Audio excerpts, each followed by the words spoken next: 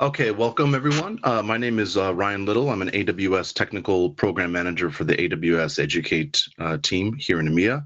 Today we're going to walk through getting started on launching an Amazon RDS or Relational Database Service instance. Because this is through the AWS Educate portal, I'll show you what that looks like from the eyes of your students. And so the recommendation here is, as an educator, to create a classroom first in the AWS Educate portal, and there are steps to do so in the portal itself if you go there. The reason we ask educators to do that is because that you can allocate a certain number of credits for each of your students, and so they don't have to consume their starter account credits when they navigate through classrooms. So very important to do that, and I'll show you a little bit later about that process. But for our purposes today, we're going to start through the eyes of a student. I'm actually leveraging an AWS getting started on Amazon RDS kind of tutorial from what we call an immersion day. An immersion day is really a one-day hands-on event that we give at AWS to our customers. So we're going to be borrowing a little bit from this tutorial here, slightly tweaked for the AWS Educate experience, but you'll get the feel for what we're going to do. And just to highlight some of the steps that we're going to follow. Actually, there is a prerequisite or a precursor to this I'd recommend, which is launching an Amazon EC2 Linux instance in the video that I have prior to this, because this RDS video couples nicely with that. So if you haven't gone to do that, make sure you go back and look at our EC2 Linux video. But from here, we're assuming that EC2 Linux instance is launched. From there, we're going to create a database security group. We're going to launch a database instance, which is the smallest kind of database format that you can have on RDS. And we're going to configure it as we need to with instance type and size and a few other features. And then we're going to connect that database into the web server that was created in the EC2 video. And then the final steps, I'll log in as an educator peering into the student's account, and we'll just do some last bits there on finishing out the lab. And perhaps looking at creating a snapshot and modification to instance size. So those are some of the steps that we're going to follow. All of that is going to be outlined in this tutorial, which I'll make available to all of you as we progress. So first, I'm going to sign in as a student, assuming that my educator has created a classroom. And my student Educate experience looks slightly different from an educator's AWS Educate page. You'll see that I have the listing of classrooms that have been assigned to me by my educators. I have a portfolio that I can build out potentially for employment, career pathways, so learning about cloud, learning about different career paths, so app developer, software engineer, security, cybersecurity expert, these types of things. And then we have these badges, which are like micro-credentials, which also feed in nicely to your curriculum as you're building out and assigning projects to your students. And then finally, jobs. One could argue that the main goal of Educate is to help students get jobs after their learnings, and so we have a very nicely populated job board in this space as well. So make sure you share that information with your students as and when you need to. From a student's perspective, they're going to go to My Classrooms. And you'll see here I have a number of different classrooms that have been assigned to me by an educator. I have accepted some. Those that I haven't accepted yet, I'll see here I have an accept invitation from the professor or from the educator asking me to join the classroom. That's the very first step. And then once I do that, it turns to blue and I can go to the classroom for that experience. So I'm just going to enter the classroom from here. And again, I'm not using my starter account credits here as a student. These are per student classroom credits that are given. I am being redirected to a third-party site called Vocarium, which help host our AWS classrooms. You'll see an FAQ page here on the left, set of questions. So for no matter for students or educators to observe, some of the things we want to call out is that for no matter a starter account or classroom experience, all the building that you do on the AWS console can and should only be done in US East 1, which is Northern Virginia, and that's where it's currently supported at the moment. If you go venturing out into other regions, more likely than not, you're going to get access denied. So we want to stay in US East 1 here for our console experience. I see the number of credits that I have as a student left for this classroom, and the professor or the educator has assigned for me this Amazon RDS tutorial, and I'm going to log in from the console. And might get a pop-up window message here, and I'm just going to click on that, and that'll automatically authenticate me into the AWS Management Console. So here I'm logged in as a student via Vocarium. I am in Northern Virginia, which is in US East 1. That's where I want to stay for all of my building. And here you'll see I can search for any one of our 175 plus services on AWS. Now, as a student and educator, we are limited in the scope of our services, but we do have a healthy ecosystem for students and educators to build on.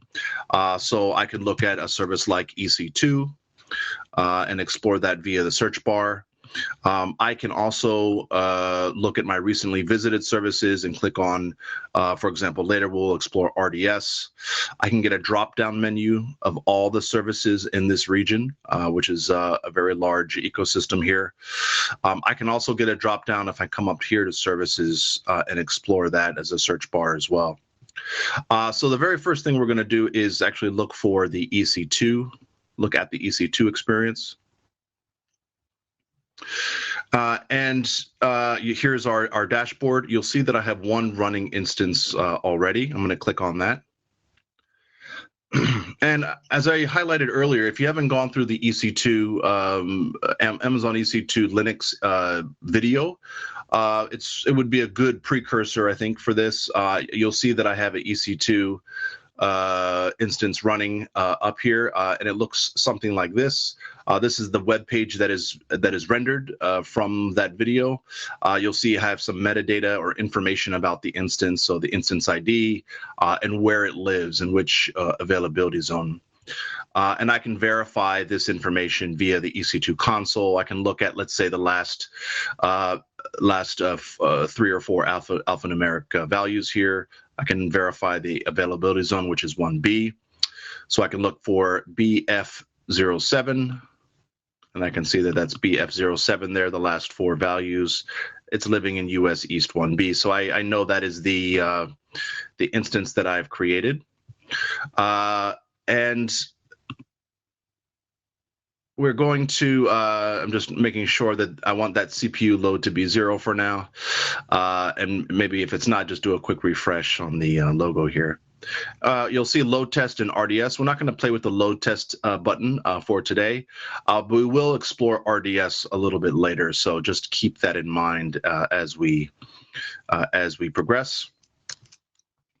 From EC2, the very next thing we want to do, which is outlined in your tutorial, is go to under network and security. We're going to go to security groups. And you'll see I have a number of predefined security groups, largely in the web tier. But we want to create a security group or firewall for our database tier. So that's what we're going to do here. I'm going to go up to this orange button, create security group. And I'm going to give this security group a name.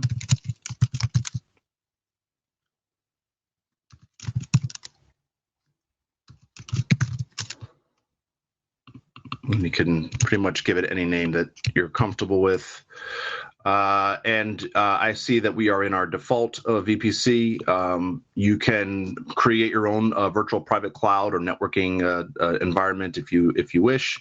For test purposes today, I'm just going to stick with the default. We do need to create an inbound rule, or in other words, open up a specified port for this security group. And we're reminded that security groups are firewalls. Firewalls on AWS are closed by default, only with express permissions does one have the ability to open up these ports. Let me actually click on, if you click on this type here, and we're just going to look for the MySQL Aurora type, which will open up port 3306. The source for this rule will come from our web server security group, which is outlined in the EC2 demo. You can create that. And then we're going to leave everything else as the default, and we're going to disregard that there. Okay, we're going to also going to and just create the security group here. So everything else should stay the same. And it'll take a moment for that security group to be created. We see that it's successful, which is wonderful. The next thing we're going to do is go to RDS, Relational Database Service.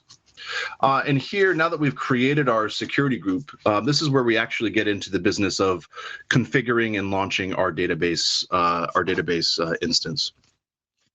Some things to highlight too, just quickly about relational database, and this is this concept of a relational database has been around for decades, in fact, and we're not going to get into a deep dive on relational database, but just to give a high-level overview, a relational database here is really just a collection of data items with predefined relationships between them. Okay, and you'll see that many of these items that we later will highlight are organized in a set of tables with columns and rows, and these tables are going to be used to hold information about objects. So you can imagine maybe an employee database for a business. The employee's name is given, their maybe even their role, the department they're in, and maybe even the salary level that they're at. All of that information, data can be populated in a database. Amazon in the same space, if you're buying anything on Amazon, appliances or electronics, the type of electronic it is, the delivery date and time, the ASIN number that goes with that. And you can go on with movies and books and things like that. And it's really just kind of allocating data points and relating to them in a variety of ways through primary keys and things like that. So that's just a little bit of background. The nice thing about the Amazon relational database service is that it removes a lot of that undifferentiated heavy lifting, which is involved in really maintaining and operating a database environment. So in a cloud space, you can offload some of the, I would say sometimes the tedious tasks of doing backups and patching, which are all very much needed, but do take a lot of time. Those are time-consuming environments. So we have automation to help with that in Amazon RDS. So it's in an environment where you can have fast performance, higher availability, security, and compatibility that fits your needs. So that's what we're talking about as the differentiator here. And so the very first step in that experience is to create a database. There is an orange button here. I can also go under databases and explore creating a database environment. So we're going to click on create database. You'll see here there's a number of different engines that you can use to support your database experience. So MySQL, MariaDB, PostgreSQL, Oracle, Microsoft SQL Server have varying flavors there. We even have our own kind of proprietary, highly performant relational database service called Amazon Aurora, which is MySQL and PostgreSQL compatible. For our purposes today, we're going to stick to the MySQL version. And we're going to stick to the standard create. We could opt for the easy create option as well, which comes with a number of pre-configured options for us, but we'll leave these as default. Of course, you can choose the version that you're most comfortable with. I'm just going to stick to what was given here as the default. For templates, so under the AWS Educate experience, you may find that you may get some errors in building this environment if it's under production, and that's because it's an Educate.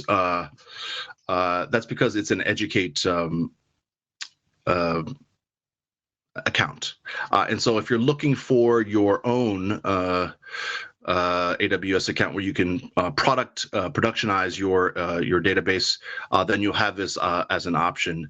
Otherwise, for AWS Educate purposes, we're mainly limited to this kind of dev and test experience for their database.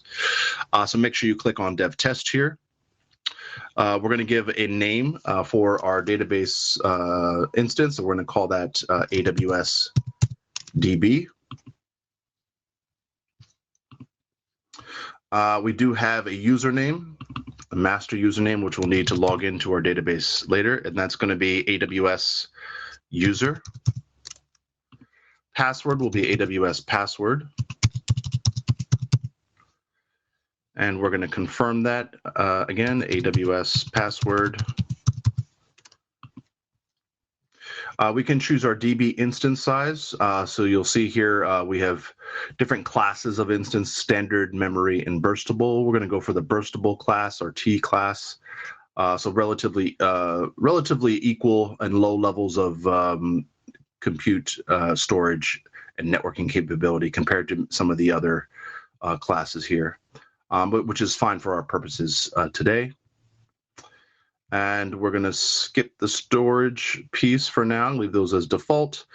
So as I said, there's higher availability options with Amazon RDS. And here you give an option to create a standby instance in another availability zone or not. For our purposes today, we're not going to create that. But if I'm building this out for a productionized environment, absolutely, I'd want a master and a standby in different availability zones for higher availability, but we don't need to worry about that for this exercise. We're in our default VPC. We are going to add the security group down here, which is ABC Immersion Day. Our database will not be publicly accessible. Usually, in most sensitive data, you don't want others to have access to, so we're going to remove that option. In other words, it's not going to have a public IP address assigned to it.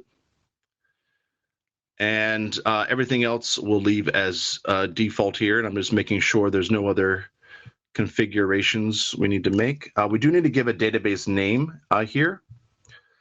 So without this, RDS cannot create the database. So we're going to call this Immersion Day, one word.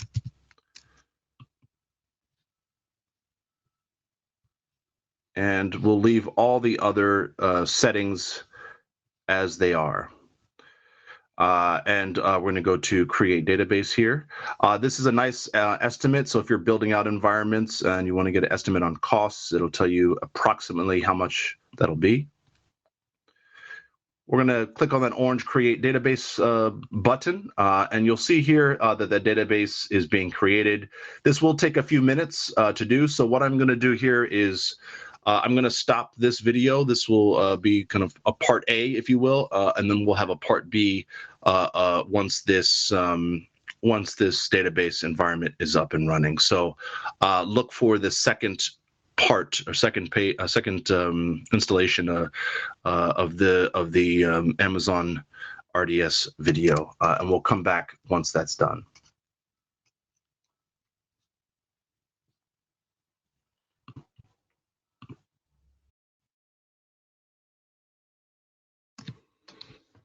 Okay, welcome back, everyone. This is part B of getting started with Amazon RDS. And we've just created our our relational database. It's been populated with an endpoint, and you can find that if I go back a step here to the database name, the identifier. If you click on that, you'll see the endpoint that has been populated for me. And we're going to use this endpoint to connect our database tier to our web tier.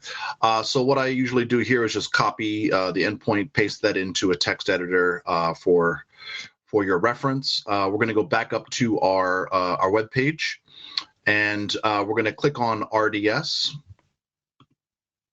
And here is where we're going to plug in that endpoint value. So you can just paste that value here, connecting the web tier to the database tier.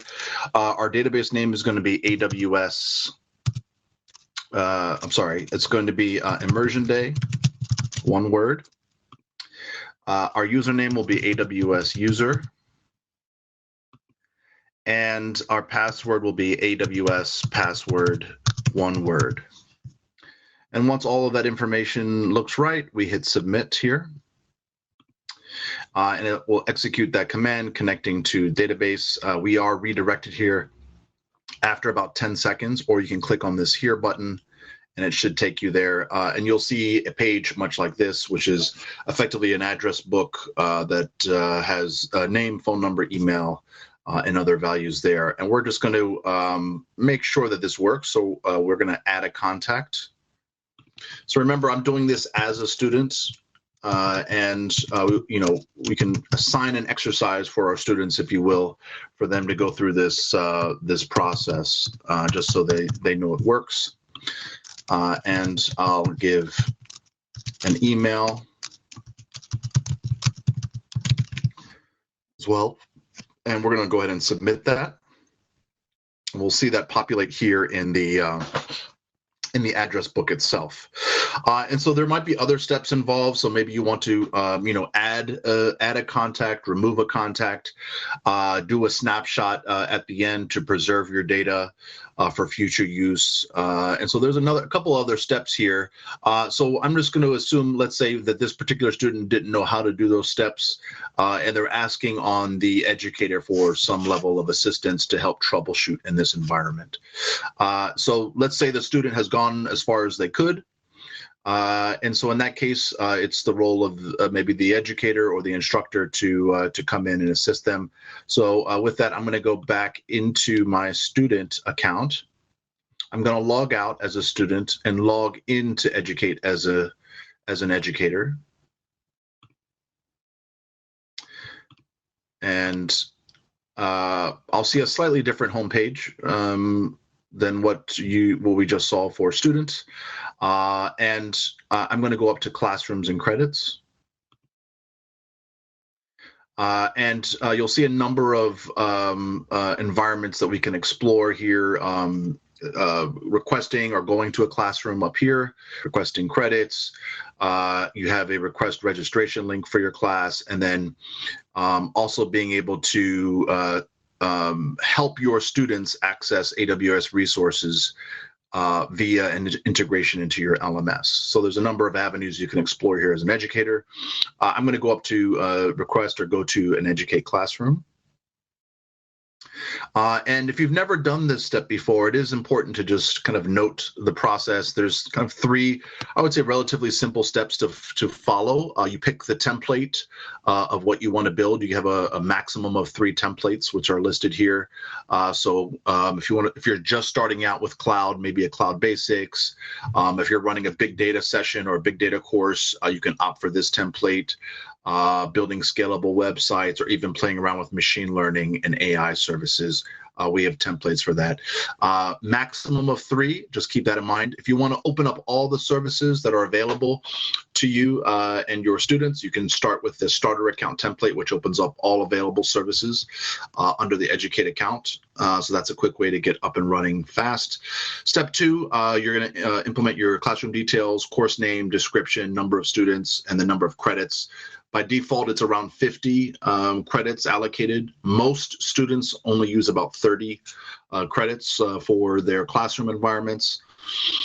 For the big data and AI and ML, you might consume a little bit more, so you can request, let's say, maybe $75 credit if you need. to run those sessions. And then step 3 is actually being able to just upload a list of student emails. And that's where we saw earlier where the student got the invitation to attend a class. You upload their emails. It kicks off an automatic invite to students, asking them to join classrooms or even join Educate if they haven't done so yet. So those are the quick steps to create a classroom. I encourage all of you to do that. I'm going to go up here to go to my classrooms. I've already kind of pre-populated some classrooms here, and I'm going to click on this one. So for me, as an educator, I'm helping this particular student. They've maybe gotten stuck on the last few steps of the tutorial, so I want to be able to help and assist.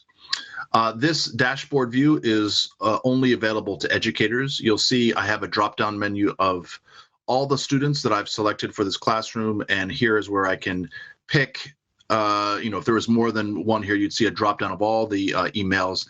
You pick the student email that you'd like to help and troubleshoot with. We're going to go to the work area view of that student. And we're redirected to our Vocarium page. So this is exactly what the student saw earlier. We see their remaining credits. We're going to access the console via this page.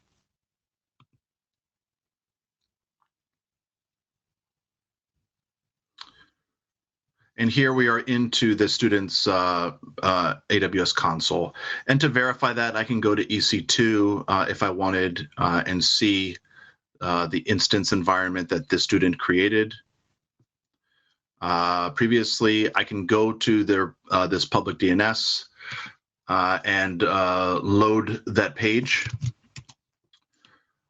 and see, in fact, if I go to RDS, I'll see the values that the student inputted here, the name John Doe, etc. And maybe I'm going to help and walk through the steps here with the student, and I'll be helping them perhaps remove that contact if it was a mistake, and maybe even help them put in a new contact.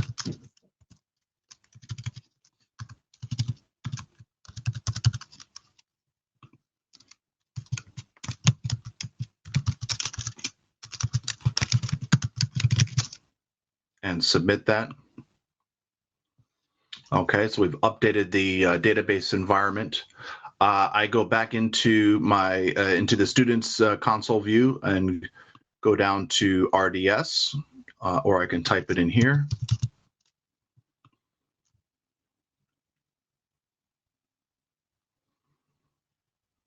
Okay, and here we go to database instances.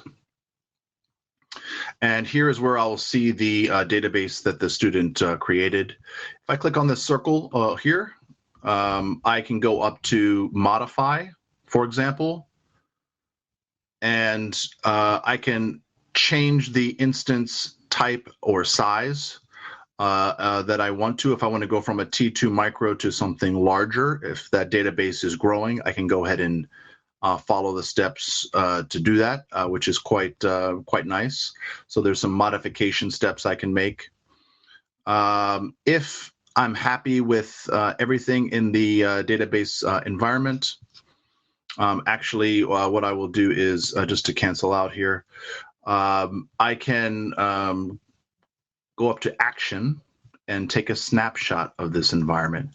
And snapshotting this will effectively store this environment in our storage service, Amazon S3, from a snapshot. Think of it like a backup. And in this sense, you can, from a snapshot, restore one or multiple database instances from that snapshot. Benefits of that is that you're paying for a smaller cost, a smaller charge in the cloud, rather than keep running that full database instance environment. And I will see here a snapshot being created of the database itself. And really, that's the end of the tutorial. You'll see that this database is being backed up. From here, once the snapshot is complete, I can actually go ahead and If I wanted to delete database here, I do have a snapshot that preserves my data for future use as well if I wanted to minimize costs and charges. Or at the very least, maybe once it's done backing up, stop my database. And so that way it is no longer in use. So it's a great exercise to bring for your students and to help them understand how to use the AWS console in creating an RDS instance. So just as I mentioned, a quick walkthrough of things that we've done. We use this tutorial to really get started and if you haven't done the EC2 Linux video, I would encourage you to do that. We created a security group for our relational database. We configured and launched a MySQL database instance, connected that to our web server, and we did all of that as a student, and then I logged in as an educator to amend the database, and we went through some modification steps as well as creating a snapshot of those environments. So that was the sum of our tutorial. I hope you found it helpful. If you're looking for more information about Amazon RDS, Relational Database Service, there is a public page that you can visit, aws.amazon.com, and look under products, products database, and then you'll find a number of our database offerings, including Amazon RDS. So I hope you found this exercise helpful, and I'll see you again at a future AWS session.